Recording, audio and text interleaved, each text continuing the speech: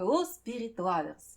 I am Yaroslava, sommelier and wine educator, your guide on this journey through the world of wines, spirits, and cocktails. Our hero today is Chartreuse, the elixir of longevity with 400 years of history. Chartreuse is my favorite liquor. It is also the most ancient, most mysterious, and most complex among all existing liquors. Liquors trace their roots back to ancient elixirs and herbal remedies used in traditional folk medicine to stimulate both the body and the spirit. Among these, Chartreuse stands out as a rare liquor with a direct lineage to medieval elixirs, making it an authentic relic from the Middle Ages. My initial introduction to Chartreuse stemmed from its claimed health benefits. During my visit to Bordeaux University, I fell victim of a local virus. Out of kindness, my French colleagues offered me a glass of Chartreuse, explaining that it was the best remedy for early stage colds. To my surprise, it proved to be remarkably effective. While I cannot attest if Chartreuse truly extends human life, as no statistical evidence supports such claims, its own enduring legacy is beyond dispute. Chartreuse is a herbal liquor carefully crafted from a remarkable blend of 130 different herbs and plants. These botanical essence are fused into wine spirit, distilled and aged to perfection, resulting in the distinctive flavor profile of Chartreuse. At the same time, only 2 persons in the world possess the exact recipe, a closely guarded secret that has been preserved for over 4 centuries. For nearly 300 years, Chartreuse has been carefully crafted using the same time-honored formula that continues to be followed today. The history of Chartreuse is as captivating as its taste, filled with intriguing story and a deep connection to the Carthusian order. Chartreuse is produced only at the Grand Chartreuse Monastery, which is the mother house of the Carthusian order. The monastery is nestled in the Chartreuse Mountains near Grenoble. During my visit to Lyon a couple years ago, I could not resist spending a day in the birthplace of my favorite liquor, exploring the fascinating world of original elixir végétal La Grande Chartreuse, discovering the home of Carthusian monks who created it, and delving into captivating history and nowadays of this enigmatic elixir. History of the Carthusians, one of the oldest Catholic orders, is interesting even outside the realm of Chartreuse. The order is established in 1084 by Saint Bruno of Cologne. Bruno was a highly educated person, gifted teacher, and talented leader. Under his governance, the University of Reims and Champagne gained prominence throughout Europe. However, being familiar with the challenges of academic life, I can attest that there is no tranquility in universities. Seeking inner peace, Bruno retreated to the seclusion and silence of the Chartreuse Mountains to devote himself to the Lord. From that point on, prayers, silence, and meditation become integral aspects of the Carthusian way of life. Every night, without exception, when humankind fell asleep, Carthusian monks uphold a sacred vigil, pleading on behalf of humanity and bringing their hopes and needs before the divine. This nightly prayer represents the spiritual essence of a Carthusian order, serving as their profound gift to humanity. While I could delve further into the rich history of the Carthusians, let's keep focus on the Chartreuse liquor, even though they are bonded forever. The Carthusians sustain their modest existence just through self-reliance. Saint Bruno established complete self-sufficiency as the guiding principle of the order, ensuring that the monastery could only accommodate as many monks as it could fit. Despite the challenges posed by severe terrain of the Chartreuse Mountains, the monks have always cultivated vegetables and kept cattle to sustain themselves. At a certain point of the history, they created Chartreuse, a completely irreligious but remarkably delicious gift to humanity. The production of Chartreuse became their primary means of supporting the monastery's livelihood, so it addressed their economical challenges. In 1605, François Annibal d'Estrées, for Marshal of King Henry IV, handed over the ancient manuscript that contained the recipe for the elixir of longevity upon a Carthusian monastery near Paris. The recipe outlined the preparation of an elixir crafted from a blend of 130 herbs. However, it provided only a list of ingredients and just a few preparation guidelines, lacking specific plant parts, proportions, and other crucial details. The monks at the Paris monastery were known for their expertise in pharmacy. They maintained a close relationship with Dr. Amat de Villiers, a famous scholar of medicinal plants. D'Estrées was believed that if anyone could make a good use for the recipe, it would be them. For nearly a century, the monks attempted to unlock the secrets of the manuscript, but they only managed to comprehend a fraction of its inside. In 1736, during a visit to the Paris monastery, Dom Michel Bruni discovered the manuscript. Realizing that the Parisian monk had been unable to create the elixir for a century, he concluded that their chance of success was slim. A year later, Bruni became the head of the order and prior à la Grande Chartreuse, the Carthusian order's powerhouse. He requested the manuscript to be sent to La Grande Chartreuse. In La Grande Chartreuse walls, Bravo Bruno and Bravo André stepped into developing a new formula, resulting in a red-hued elixir. Their successor, Bravo Jerome Mabek, the monastery's apothecary, in 1755 successfully completed the reconstruction of the elixir, creating a detailed recipe. After Bravo Mabek's passing in 1762, Bravo Anthony Dupuy refined the recipe, producing a light greenish elixir. By 1764, the development of the elixir of longevity was completed, and the recipe was recorded in the 7-page manuscript. It was considered essential that the recipe never leave the monastery, remaining exclusively in Carthusian possession. In fact, Carthusians continued to produce this very elixir, known as the Elixir Végétal à la Grande Chartreuse, to this day. This is a potent spirit, 69% alcohol by volume, presented in wood packages containing small bottles. Here it is.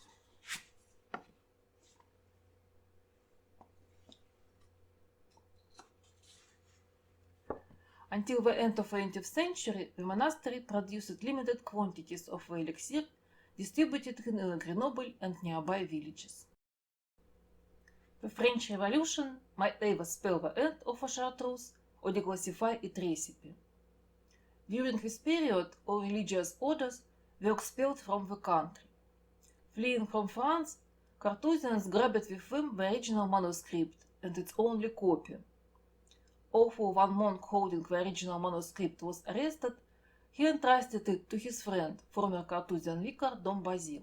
Dom Basile, in turn, passed the manuscript to Monsieur Léotard, the former pharmacist of the monastery. The pharmacist was not too enthusiastic about his own profession and did not try to recreate the elixir himself. The political climate of the country left Monsieur Léotard doubtful about the order's potential return to France. In 1810, Emperor Napoleon requested that citizens surrender any secret medical manuscripts in their possession, which Monsieur Léotard dutifully complied with. However, the Ministry of the Interior, lacking competence, deemed the manuscript as already known and returned it. The existence of Napoleon's empire was not everlasting, and in 1816 the Carthusians regrouped in the La Grande Chartreuse. Following Monsieur Léotard's passing, the manuscript was recovered from his widow and returned to the order. Thus, Chartreuse remained with the sanctuary of monastery's walls. The pleasurable taste of the elixir led the people to consume it not just for its health benefits, but for pure enjoyment. Responding to this demand, in addition to the elixir, the monks developed two liqueurs based on the original elixir: green chartreuse, chartreuse vert, and yellow chartreuse, chartreuse jaune, in 1840. The base herbal composition remained the same, but proportions has been adjusted to customize the taste and color. The alcohol content was reduced to 55% for green chartreuse and 40% for yellow chartreuse. Some sugar, more for yellow, less for green, was added to enhance the drinking experience.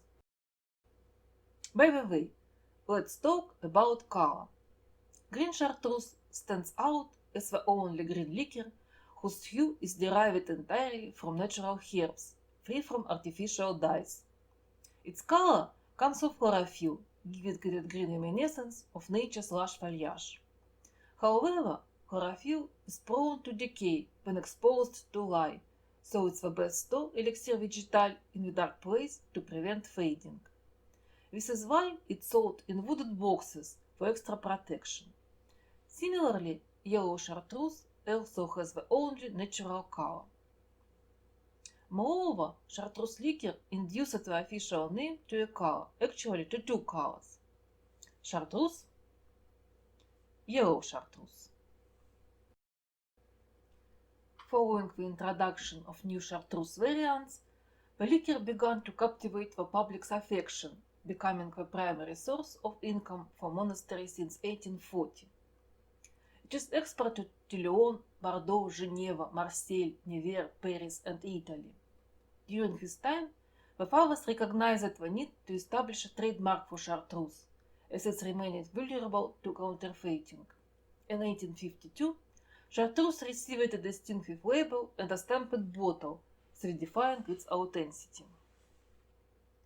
Over the course of 2 decades, the demand for chartreuse surged, forcing the relocation of a distillery from within the monastery.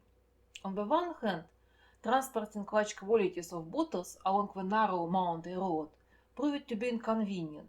It remained the same nowadays, only paved.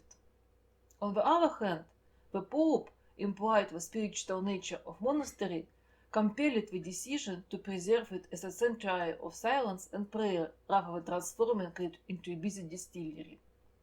Thus, the distillery was moved to the nearby town of Fourvoirie, while the monastery continued to serve as a place for herb preparation, storage, and blending. Despite some mild criticism from the Pope, the Carthusian monk received overall approval for their chartreuse enterprise. The order not only sustained itself, but also supported the needs of the church and of the local community. Recognizing their contributions, the Pope granted official trademark registration to the chartreuse in 1869. Napoleon's reign was not the only challenge to chartreuse existence. In 1903, the French government nationalized the distillery and subsequently sold the chartreuse trademark to a group of liquor manufacturers. Without access to the authentic recipe, these distillers resorted to the production of subpar spirit under the name of chartreuse. Disappointed customers soon realized that they were being deceived and received a product of mediocre quality masquerading as their beloved liquor.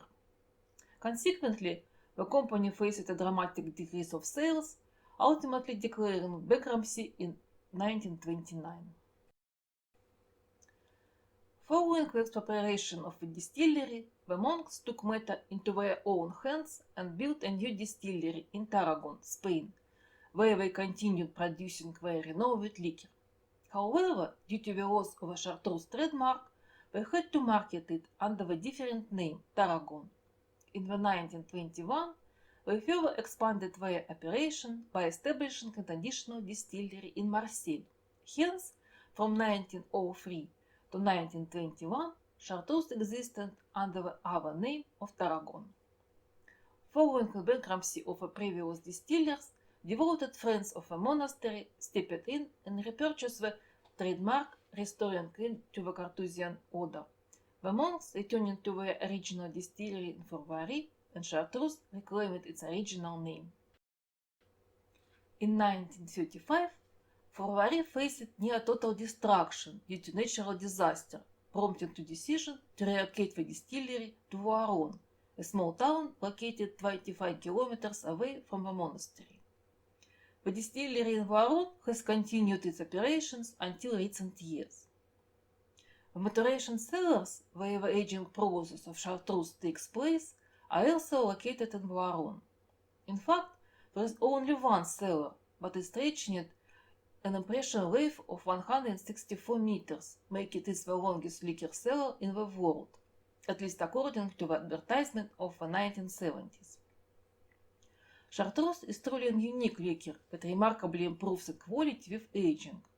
Following distillation, the liquor is carefully aged in oak barrels up to 8 years. Monks periodically taste the liquor, and once it reaches the desired flavor profile, they proceed to bottle and distribute it. Speaking of aging, since 1963, two additional variations of Chartreuse have been produced: green and yellow VIP Chartreuse Viximo Sessionilmo Prolongé.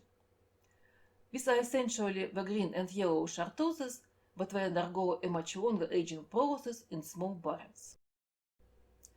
In 2018, the distillery underwent another relocation, moving from Voiron to Aiguenois.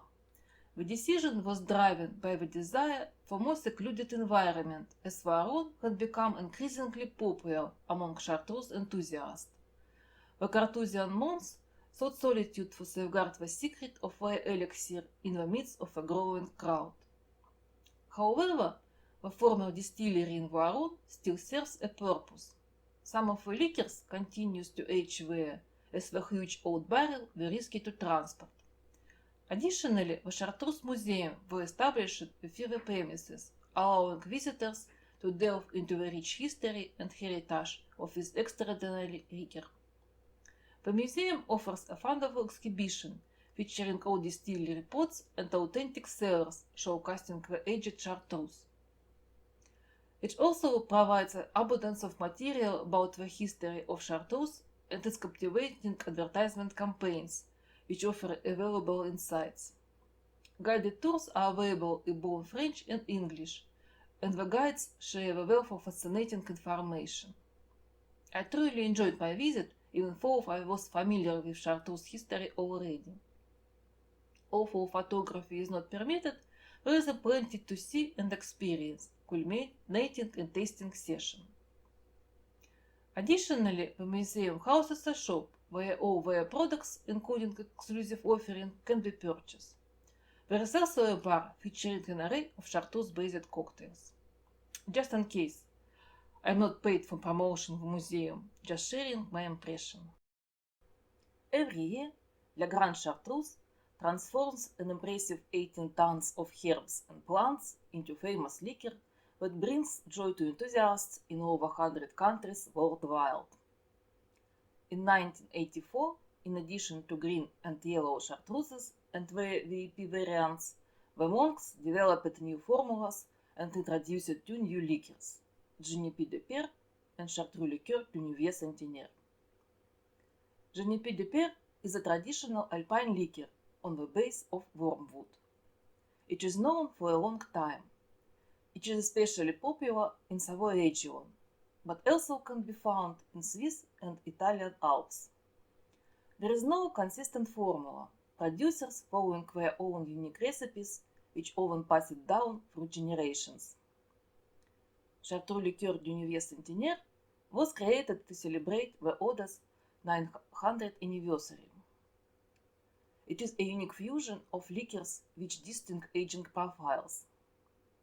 The development of new formulas was a strategic response to a financial crisis triggered by a significant decline in sales in the American market. In the 1970s, Chartreuse-based cocktails, such as Swamp Water, enjoyed immense popularity in the United States. I will tell you about Swamp Water cocktail in the next video. However, the cocktail trend shifted in the early 1980s, causing Chartreuse to lose its momentum. The cocktail landscape experienced a complete reversal at the turn of the 21st century, with a renewed appreciation for forgotten classics. The American love for Chartreuse came back, especially following the revival of the Last Word cocktail. Definitely I will speak about this cocktail too. The demand for Chartreuse has surged dramatically and continues to grow. However, the Pope once again reminded the Carthusians that their focus should primarily be on prayer rather than production of things for sale. The monks took his message to their hearts and announced that they would not increase Chartreuse production despite the demand. They pledged to produce enough to meet their humble needs, leaving us, the rest of the drinking world, we phone consume. As a result, it has become quite challenging to find chartreuse in the United States. Now it requires dedicated effort rather than a simple visit to a liquor store. While this is distressing, I keep hope that we won't live without chartreuse. So, at present time, Carthusians produce the following liquors. Traditional. Elixir Végétal для Grand Chartreuse. Chartreuse Vert. Chartreuse Jaune. Exceptional. VIP Chartreuse Vert. VIP Chartreuse Jaune. Special, created for specific occasion and produced in limited quantity. Chartreuse liqueur du Nouveau Centenaire. Chartreuse Mauve. Milieu ouvrier de France Sommelier. Liqueur created in 2008 with the participation of the best French sommeliers, with this modification of yellow chartreuse. Elixir liqueur 1605. Created in 2005 for the 400th University of the hanging over the recipe of the elixir to the order. This is a variant of green chartreuse fortified with elixir végétal. For Saint-Curan-Set liqueur.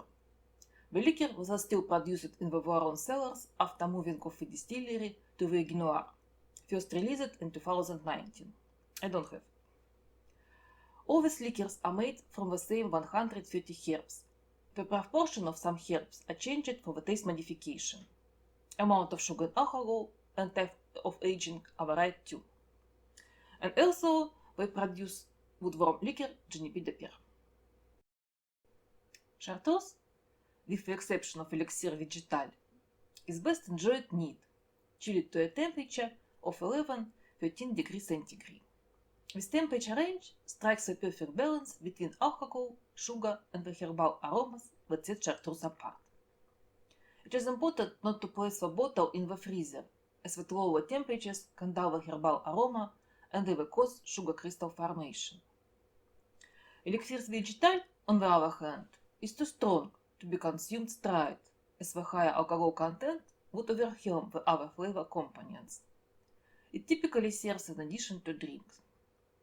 The versatility of chartreuse extends its use as a supplement for various beverages. In Alpine resort, the French enjoy adding a tablespoon of chartreuse in a cup of hot chocolate, creating a drink known as chaud vert. The guide in Chartreuse Museum told us that the locals in Voiron eagerly anticipate the arrival of winter to indulge themselves with a chartreuse-infused hot chocolate tradition. Furthermore, chartreuse serves as an ingredient for crafting cocktails. I will definitely speak about swamp water, last word, and some others in future episodes. Stay with me, subscribe to my channel.